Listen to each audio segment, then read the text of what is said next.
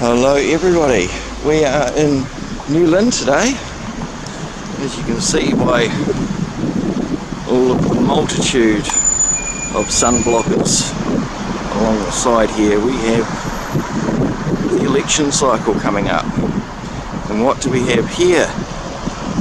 Party first vote, New Zealand first bus. Word has it that Tracy Martin's going to be at a restaurant here soon. Thank you.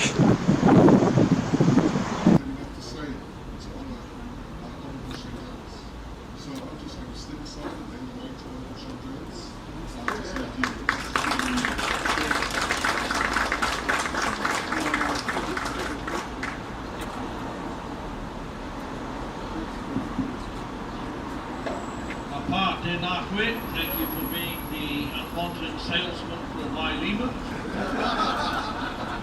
I can assure you that even some of us from Kaitai have made the owners of Wailima very rich over the years. We are in the whare. You know, if you're a Māori from up north, you have to acknowledge the whare, the black salt. The only thing that I can say about salt is that New Zealand First Party is literally a salt of the earth party.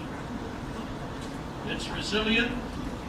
It's hearty, it's earthy, and it's the backbone of a range of interests, values and strengths which distinguish us in New Zealand politics.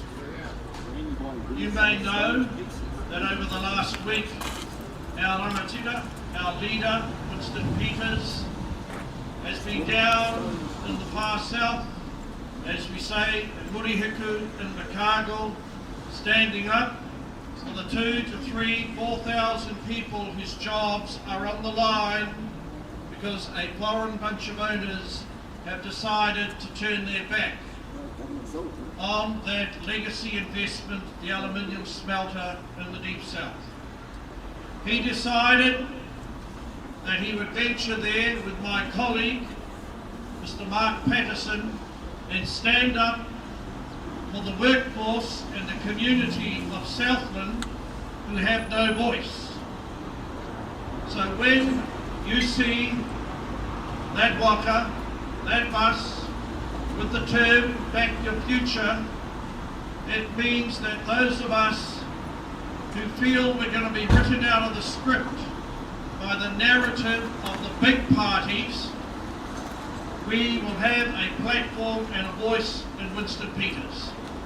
But, like all leaders, they need soldiers.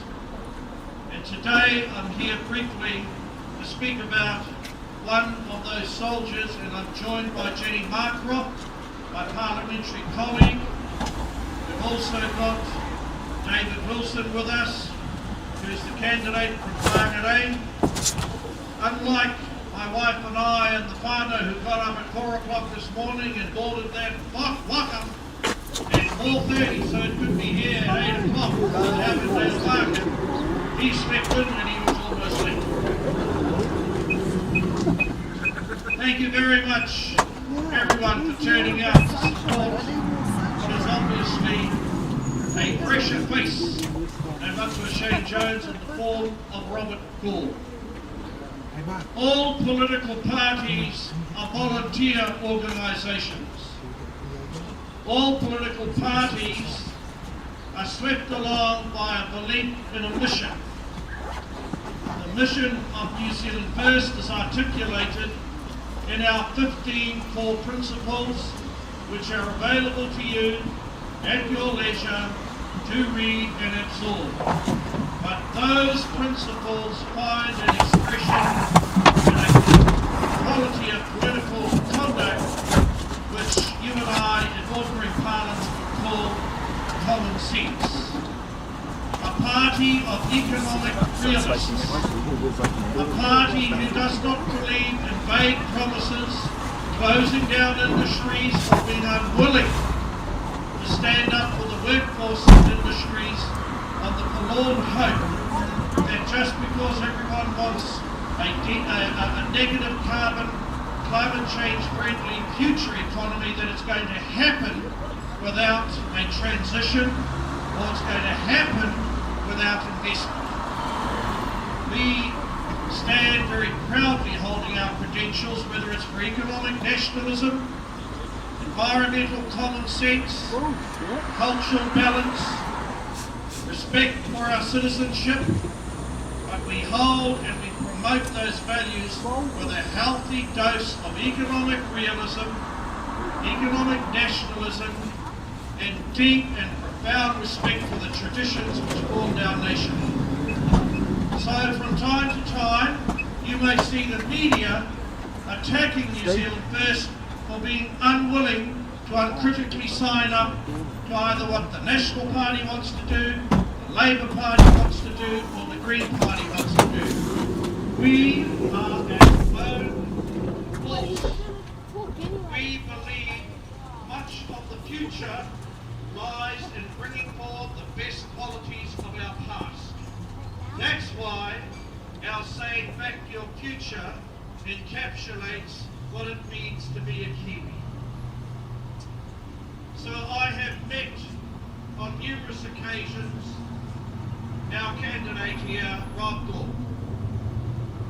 In particular, what I like about the young guy is that he's one of the few young ones willing to come into politics who isn't arriving with a degree in sociology, or if you're in the National Party, a degree in financial alchemy. Much to the chagrin, perhaps, of his parents and his family, he decided to come into politics from the roof of your house with a lead top nail in his mouth, drill in his hand, and I presume covered in all sorts of OSH requirements.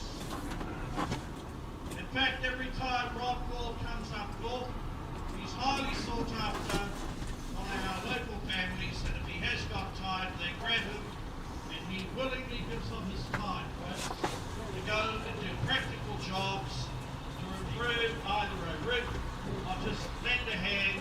And there are many families who he's got to know over the years, and they love him dearly.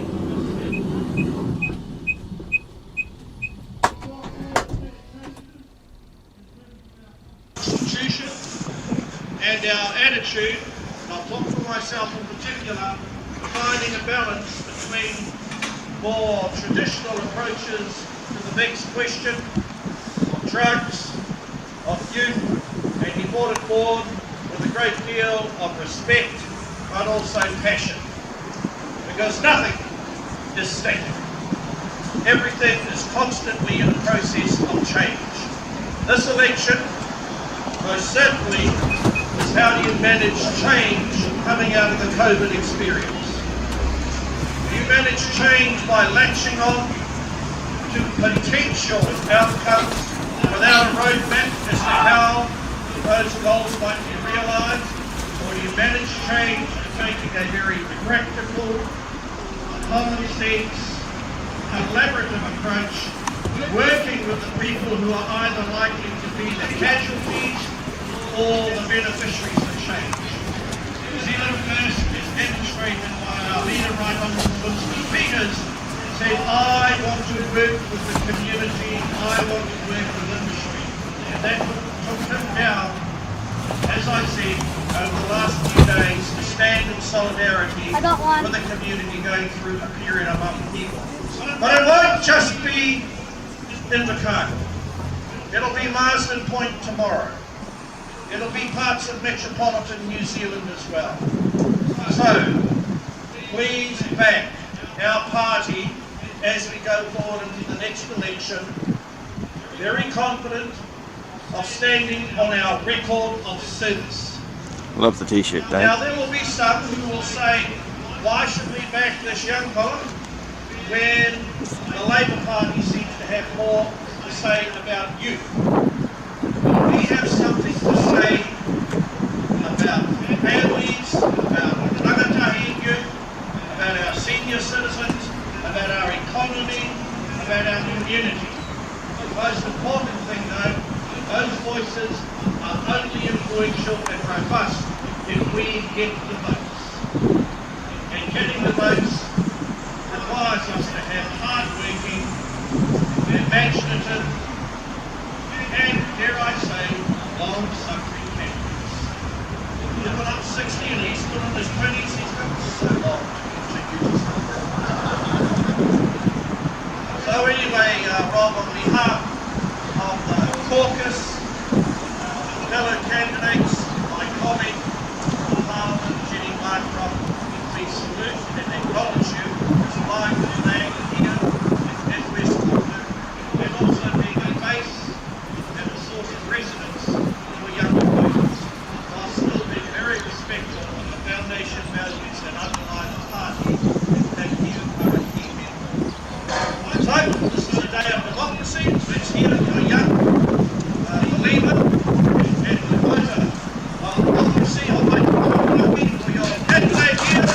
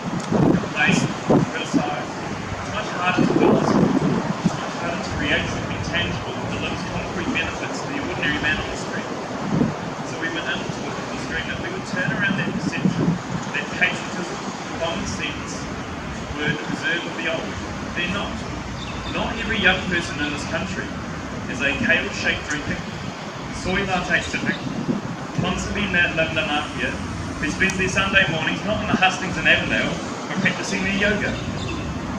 Not every young person is like that. Not every young person got their start in life like that. Not all of us finish school. Some of us have earned it. Some of us returned to the workforce. Some of us reached into the trade. Some of us went and started our own business. And those young people deserve a voice too. Those young people deserve a seat at the table too. The way we do it is by screaming and shouting. It isn't by tearing down statues or by trying to abolish and defund the police. The way we do it is meeting the powers that be halfway. That's the power of democracy. The way it works is democracy means the people in power will always, once every 3 years, report to bear in front of all of us. And it is the force of opposition, it's the force of the insurgent against the incumbent that keeps them accountable. Democracy is perfect. It doesn't give us every outcome we want. It gives us the heaven on earth overnight. But what it does do is the strongest way of holding the powers to account. But it is in trouble, and we know that. We look across the English-speaking Western democracies, and we know that people are losing faith, and they're losing trust. And so the challenge on our politicians today is to make sure that we revive the confidence and the belief that people have in the ability of politics to change their lives. I genuinely believe that Because the public trust and confidence in political parties doing anything to make anything go any better is gone. The personal gain, just ask my bank account. It wasn't for a career, because I don't want to spend my time as a staffer, stuff the office, doing someone else's bidding. I'm not here to have the system change me. I'm here to change the system. I'm not here to be politically correct. I'm here to correct politics. So the question of course goes, why would some young snapper from a traditional Labour voting family pick a party of old is it? Darrington, senior is another. Because every time I do this, Julie, you don't look at that, I'm 25, let's be honest with you. Why would a young person join a party like yourself? The fact of the matter is this, we've always supported young people. The very first coalition agreement signed by the New Zealand First Party in 1996. And every single child under the age of 6 would have free opportunities and medical prescriptions. So from the day I was born, this party was looking after me. So I figured I can't over the things.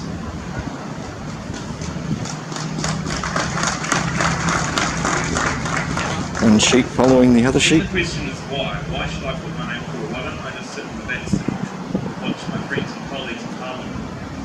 The fact of the matter is it's not real. Because if they're in Parliament, they ain't your friends or your colleagues. My generation to stand up and give ourselves a voice. It's like my generation to take on that leadership. We're not here like blaming and criticising. We're not here to substitute the legacy. We're here to supplement it. We're not here to tear down the foundations of society. We're here to bring forth the incremental change, to learn, to shadow you, and to bring our own perspective and our own life.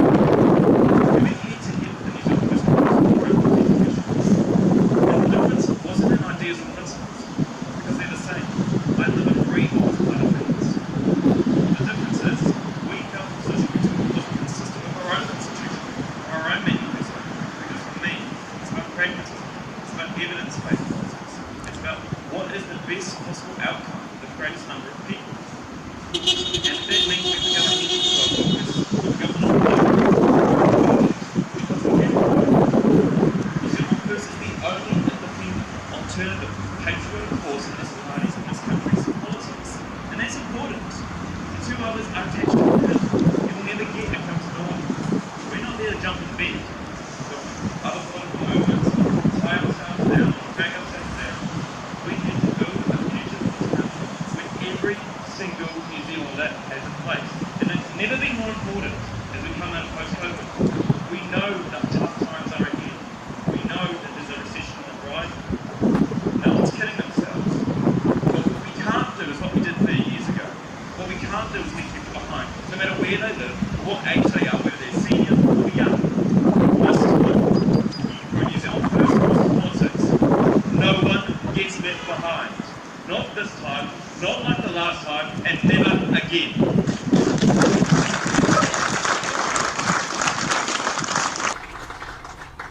course, those are all very fine words, they can matter of accuracy. It's a lot like a mind that was also is in the Lord of His. And amateurs who will policy ideas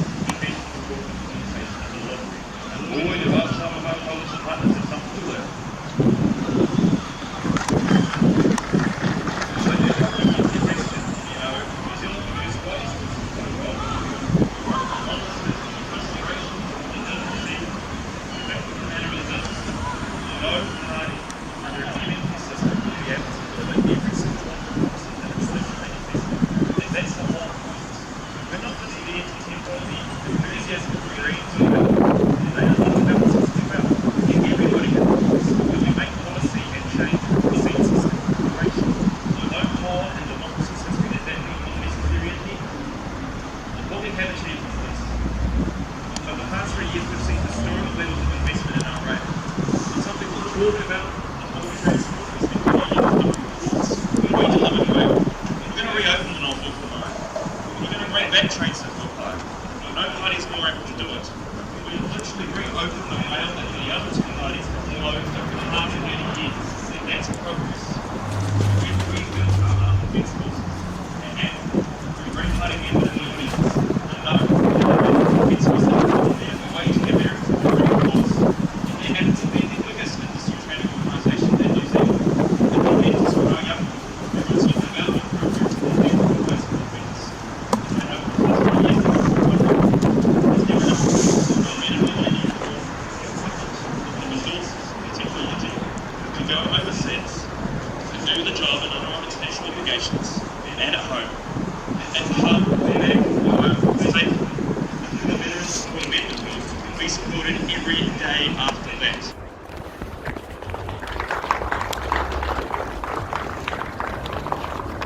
The great thing about concessions and coalition is they can still campaign against this. And one of the ones I most wish to see for our young people, my generation, people in my own family, is being put up on investment and be taken on back as a policy or a tertiary education that said that if you are a young person, we will give you the first year free, right? And for me, and I hope I'm not jumping lines here, but for me that is one of the worst policy drives I have ever seen. Because what it says to every young person is that the only way to be successful is if you go to university, and the only way to go to university is the first year outside of school. So if you're a young person who doesn't know where you want to go, or know what you want to do, I mean, if I wasn't standing for Parliament, but we'd be in the same boat. It makes them so unsure that they have to do the first year. They don't know where they're going, they don't know what they're doing, and so they won't make the most of that investment. And it was stupid, and it has failed our young people, and we shouldn't feel afraid to say it, whether or not we are in coalition with them. But there was a very good idea, and I did it, said, let's take this financial gift we put in our young people for investing in themselves, and let's turn it into a skill test. Let's take the number of doctors, or nurses, or engineers that we know we will need in the next 5 or 10 or 20 years, and let's fully fund that amount of course spots, and allow them to compete for that, give or take 5%, and for every year our nation invests in you, you agree to an obligation to work in the regions in the area where that shortage is and pay that back. And if you get 3 years in and you've got 5 more to go of working, then you can disappear overseas. But you have to pay the remaining payments. It's about investment. You don't have freedom without responsibility. And you don't get entitlements without obligations. At some point we forgot that in this country, but the American first never did. So, to wrap it all up,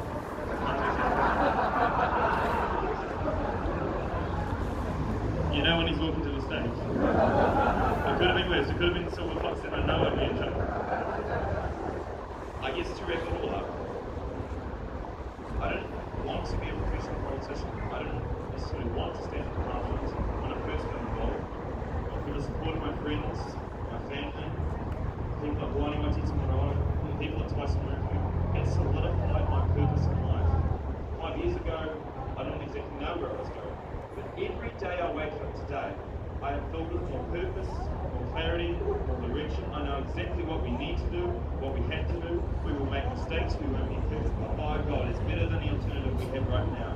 So we will keep working, we will keep fighting, we will knock at every door, we will holler at every debate. Watch out, Red Dead, because I'm coming for you.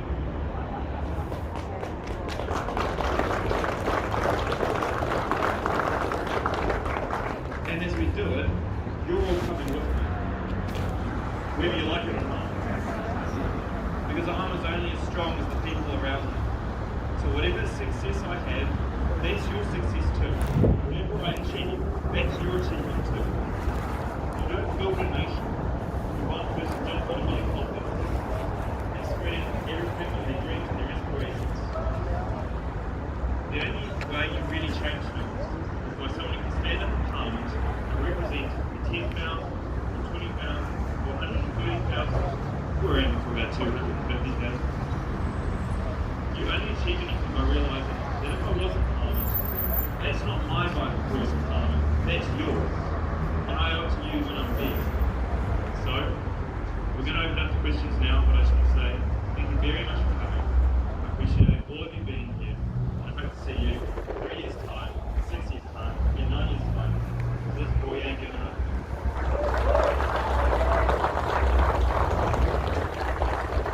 Good afternoon, Bob. Can I ask Jenny to come up? And before we wrap up, I've got an opportunity to pose some questions of either the Rangatahi here or Jenny, who holds a host of our portfolio responsibilities. We only have about 5 days left in Parliament sitting time, and it's full on. But Rob, if there's any questions that you'd like to pose, this is an opportunity before we wrap it up. And you'll up for the relations hot factor on that locker. Watch that space. Don't get caught speeding. And head back so we can offer fiscal relief and financial support. Anyway, He Pātai, are there any questions? We are very supportive of everybody's democratic rights. So we are here today to protest what we're doing with New Zealand Police Supreme Court of Appeal and our democratic rights. Now, I used to be a funder of New Zealand First. Yeah, you need to listen to this. And he was a nice young man. All right, the man who spoke, just a little naive. I used to vote for New Zealand First, and I even asked Ron Marks, Boris Balls, and Tracy Martin, because you support the New Zealand government using children in international drug operations and the continued abuse of children in state care. Okay. And we wish to call for the resignation of Tracy Martin. I'll split it as you drink it. That's enough. Oh, Shane Doan will read some porn on taxpayers' money. Our party is abusive to You can't.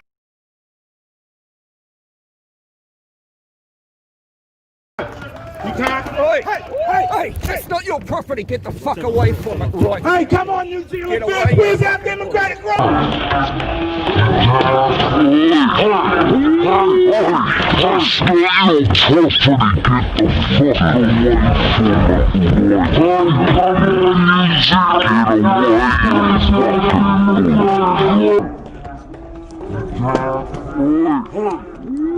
That's not your property, get the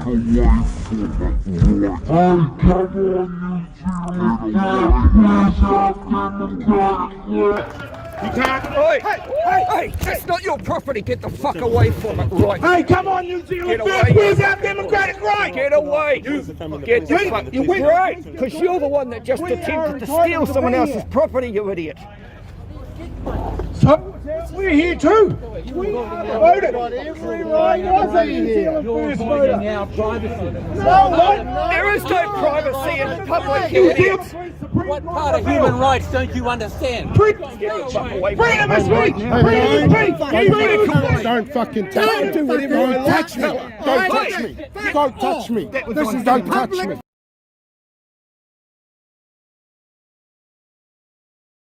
Good. Don't touch me. We have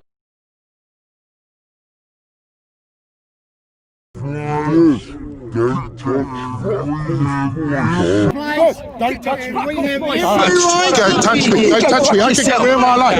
Don't fucking touch me. I'm not touching you. What the fuck are you doing? Don't touch me. You approached us, Don't buddy. touch me. Don't touch me. Get out of my way. I don't have to get out of your road. I can stand where the fuck I like. Oh, get away. Get away from me. You fuck off, mate. Hey, don't fucking just. Or what? Fucker. Or what? You big mouth. You big mouth. Or what? Motherfucker. Oh, am I going to get it, am I? Do you think I'm scared of you? Oh, what, holding this camera? It's not Get the fuck out of my way. I'm trying to cross the street. I'm trying to cross the street. Trying to cross the street. Is the street in the road of the van?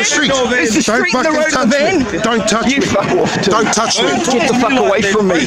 Get your kid and go in the car, take him home. I'll do whatever I like. This is my democratic right, buddy. Embarrassing him. You like your democracy? This is my democratic right. Sad you're bringing the Freedom of speech. try and push him against it. That is ridiculous. Push who against what? Why you bring the child here? Camera here? Cameras all over the fucking place. You're screwed.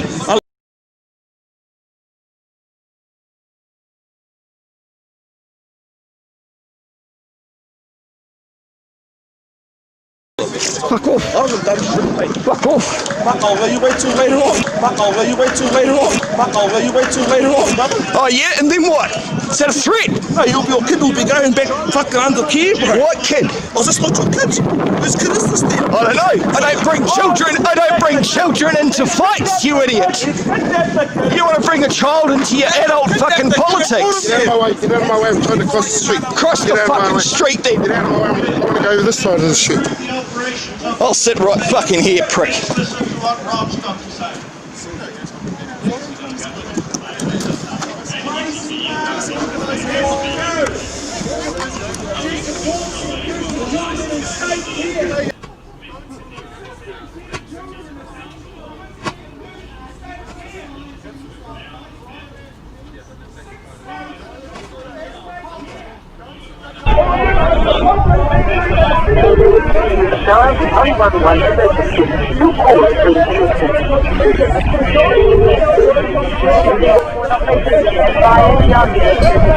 Police.